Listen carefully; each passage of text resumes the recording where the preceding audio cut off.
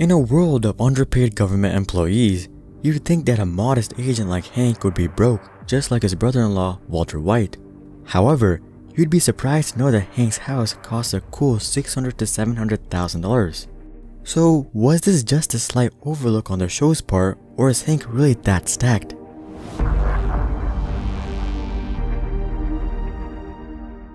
Starting off, we all know that Hank is a DEA agent, and DEA agents are actually decently paid for their work, with the median DEA salary landing at $88,000 per year, which is significantly higher than cops and detectives. On top of this, Hank isn't just a DEA agent, but a DEA special agent, and it seems like he's in charge of a couple people as well.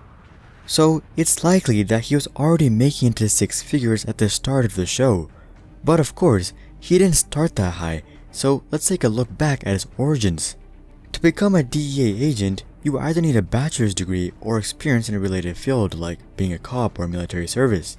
We don't ever hear about Hank's military service or his time as a cop in the early days, so we'll assume that he went through the college route.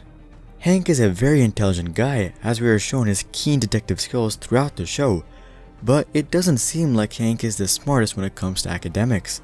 So it's unlikely that Hank went to a prestigious institution like Caltech like Walter. However, this was actually probably better for Hank, as attending a more prestigious college wouldn't have really helped him in the job anyways. And he was probably able to avoid a lot of debt as well. Assuming that Hank wandered around a bit before landing a job as a DEA agent, we'll say that he got the job 3 years after college at 25. Most agents enter the field as a grade 7 to grade 9 employee. Estimating in the middle, we'll say Hank enters the field as a grade 8 employee. Taking a look at the salaries offered by New Mexico by grade level in 2007, which is the furthest the data goes back, Hank would roughly start off being paid $40,000 a year as a base salary. However, DEA agents also receive a locality payment as well as a 25% boost for essentially also being available as law enforcement. We don't know how much the locality payment is, so we'll just stick to the law enforcement boost, which would put Hank at $50,000 a year starting off. Generally, with federal jobs, you move up one step every single year within your pay grade. The only way to jump levels, however, is to pursue further education, attain new skills like learning a foreign language, or getting promoted. Hank isn't the most academic type and definitely doesn't learn Spanish, so it's likely that promotions as well as experience were the only two ways that Hank was moving up the pay scale. According to criminal justice degree schools, agents generally move up to special agent status within 4 years, which is on pay grade 13. Again, we'll assume that Hank was a late bloomer and that it took him 5 years to attain special agent status. In the meantime, Hank would have moved up to grade 8.5 with 5 years of experience, which would be a solid $56,000 a year with the law enforcement boost. Moving on to his time as a special agent, this would be when he starts making the big bucks. With a base pay of $75,000, Hank would be pulling in a total of over $94,000 a year. Though he was able to move up quickly to this point, Hank would likely spend several years in the stage before moving up once again. We'll say Hank spends a full decade here gaining experience before moving up to be in charge of other special agents like Steve Gomez. Though it's quite a bit of time at this stage, the yearly pay hike from the government would actually pull Hank up to making $122,000 per year by the time he is promoted once again. When Hank is promoted, he would have to move up to at least the middle of grade 14, as anything lower would actually be a pay decrease.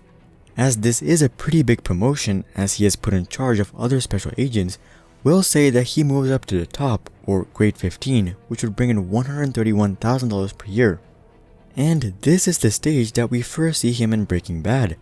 Assuming that Hank is about 5 years younger than Walter, Hank would have been at this stage for about 5 years when we see him in Breaking Bad, meaning that he was making approximately $148,000 per year. No wonder Walter feels inferior as a high school teacher. But this isn't the end of Hank's career either. He actually gets a promotion after shooting down Tuco, but he doesn't really take this job. So the next promotion isn't until after he correctly suspects Gus's involvement in the criminal underworld. At this point, Hank gets promoted to ASAC, or Assistant Special Agent in Charge, in Season 5. Unfortunately, however, this only lasts for 7 months.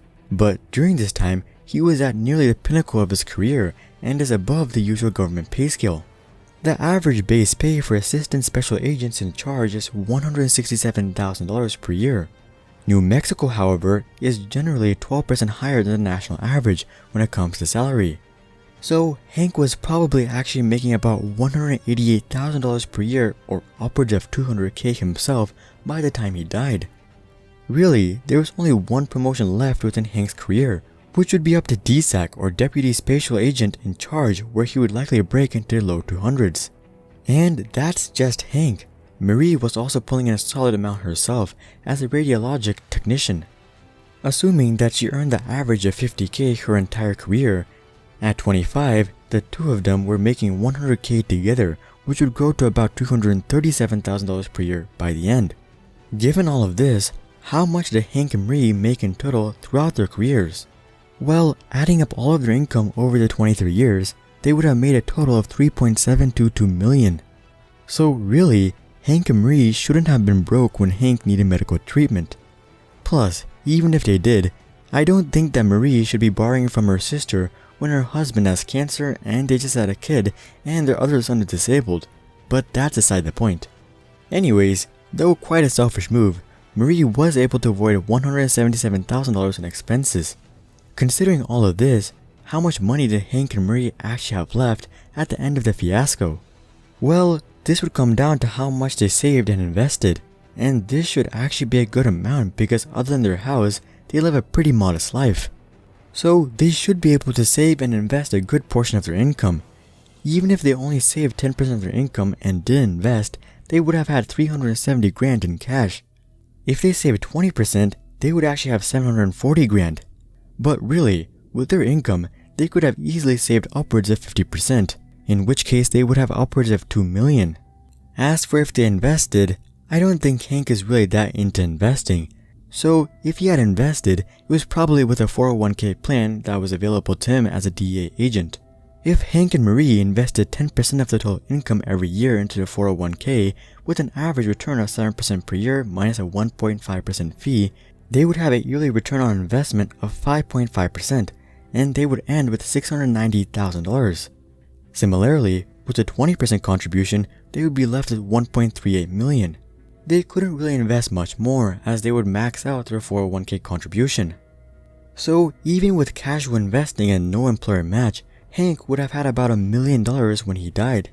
Not bad considering he was still in his 40s and had a solid 15 to 20 years left before retirement.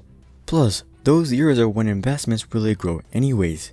If he didn't get killed and simply worked as an ASAC for the rest of his career contributing 20% to retirement per year, he would have had approximately $3.6 million at retirement.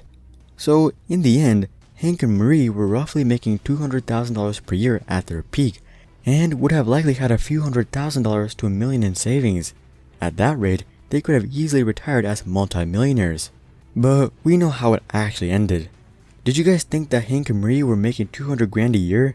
Make sure to comment that down below, and drop a like if you guys like the depth of this analysis. And of course, consider subscribing to see more questions logically answered. But until then, I'm Hari, and I'll see you guys on the next one.